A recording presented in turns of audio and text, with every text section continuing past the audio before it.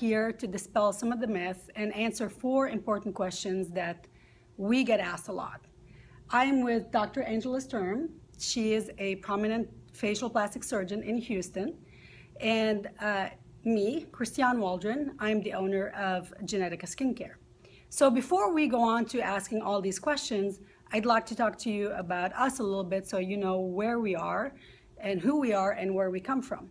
So first and foremost, Dr. Sturm, please tell me about yourself a little bit, how you got to be here. We're in her practice, so let's talk a little bit about this wonderful location we're in.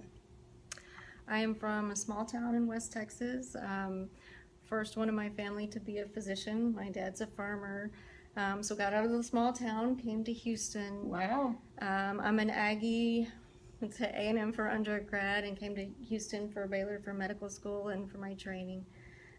Fell in love with facial plastics when I saw them make a ear for a child out of a rib.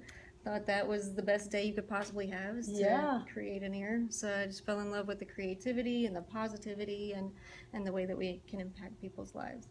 That's awesome. How long have you been a plastic surgeon? About 4 years. Okay, and what is your favorite operation? Rhinoplasty. Rhinoplasty, okay. Yeah, we all need to look pretty, right? And about me now, I am Christiane Waldron. I'm a scientist. I'm a chemical engineer, actually. I graduated going on 20 years now. It's been a while. And about 4 years ago, I was in the biopharmaceutical industry for a long time. I made vitamins. My specialty really was taking small recipes and bringing them to the commercial scale. And I don't know, something got to me, and then I decided I wanted to start my own skincare company. My philosophy is very simple. I worry about, we have an anti-aging skincare line. So I worry about aging. I try to incorporate a lot of really food for skin. So I try to feed your skin from the outside in, and then you try to help us also from the outside and from the inside somewhat. So that's me. I am also based in Houston, and we have a wonderful line.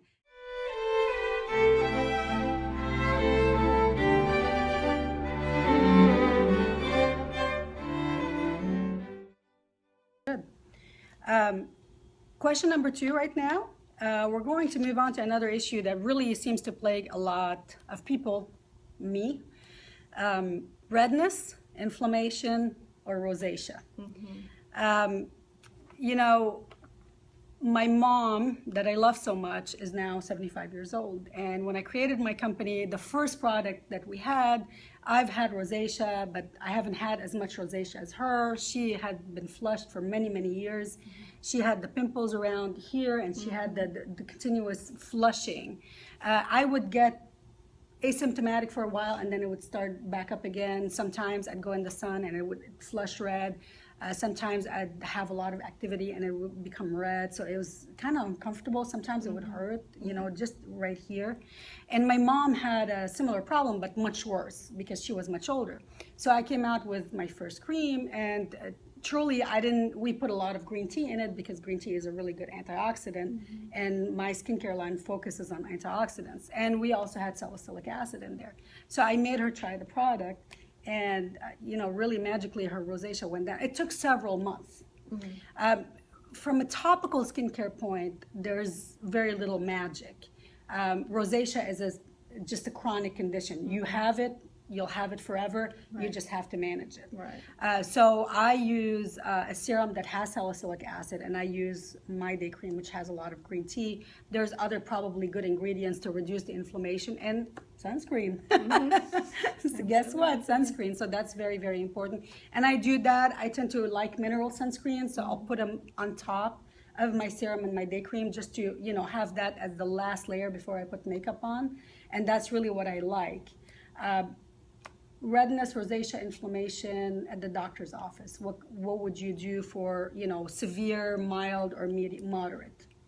There are prescription creams and so forth that you can use, but beyond that, that's really can be augmented with lasers as far as, you can use IPL like we were talking about for the redness and get the other benefits. And then you can also use specific vascular lasers.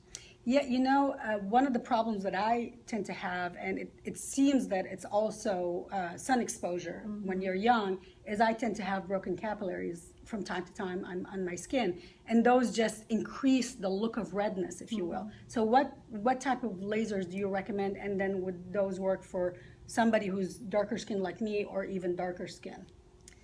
You do tend to see if you're genetically predisposed Yeah. to get them. You can see them, especially around your nose and on your cheeks. So And if your parents have them, chances are you'll get them. it is a good possibility. Okay.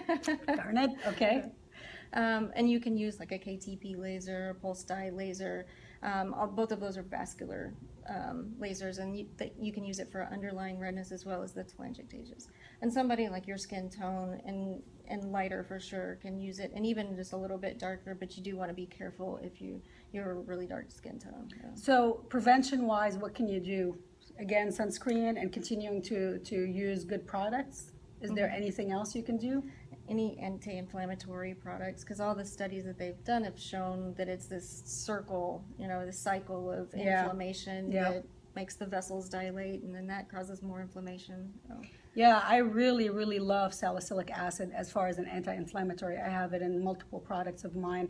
Now, you got to be careful. Some very rare instances, people do tend to be allergic to salicylic acid, but other than that, it's a very, very good product that tends to reduce redness, essentially, right? Yeah. So I love salicylic. That's me in particular.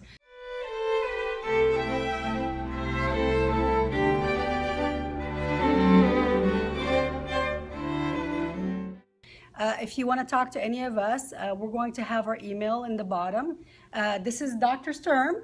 She's a Houston facial plastic surgeon, and I'm Christiane Waldron, the founder of Genetica Skincare.